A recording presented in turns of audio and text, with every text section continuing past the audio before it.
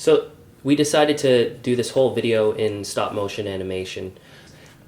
Basically, we hired 3 stop motion animators, and their job is to move the puppets frame by frame and create the action and make it smooth. And basically, they're like the actors. And when you play all these pictures back at 12 frames per second, it would create the illusion of movement. And that's how all the miniature stuff in this video was done.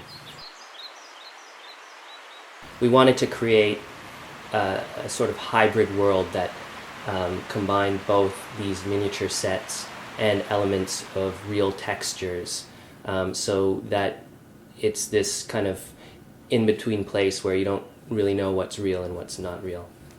We rented out a house in the East End of Toronto, and we turned the entire house into a stop-motion studio, basically.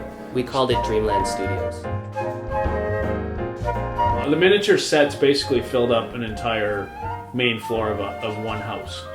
But where we did all the actual animating, it was on a table that was basically 4 feet by 8 feet. The first step was to try to figure out how we were going to make boots, or if they were going to be life-size boots or like a miniature style boot. So we came up with this boot, and it was designed by Diana Savage, and she made 4 pairs of these boots, modeled after the band's real boots that they wear. With this size boot, how we would move it is there would be a rig, basically an aluminum wire, that gets put into the boot so that it can lift off the ground and be controlled by a rig. On that type of boot, we actually decided to use essentially just a pin which sticks out the heel, and that's underneath the set was a foam base, so that the animator would just very carefully lift the pin out and then reposition it, sticking it back into the set.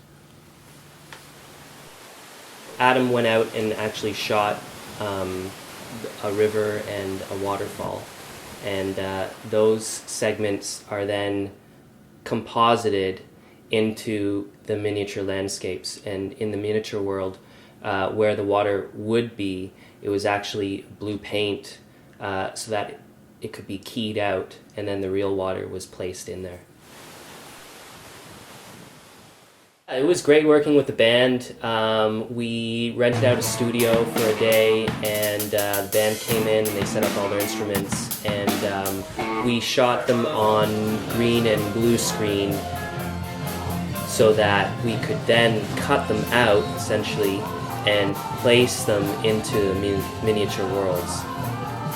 It was originally written into the treatment that the band would appear near the last 30 seconds, roughly, of the video, and that the band would also be characters along the way within the video. So they always were keen on doing that. They just didn't want to do a typical music video where it was just live performance, a performance piece basically. So this was a way to get the band into the video but have a lot of fun with it.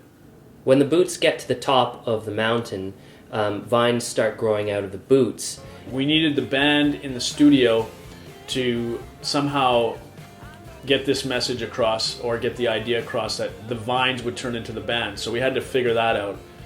The band would wear blue suits with vines on them. The blue would be taken out, and then all you would see is just vines kind of moving around.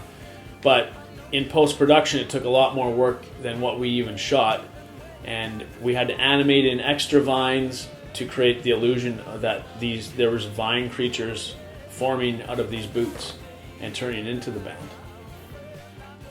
Our visual effects guy, Stephen Bosco, it started with rig removing, taking all the rigs out of all the puppets, like the boots and the rabbits and the deer.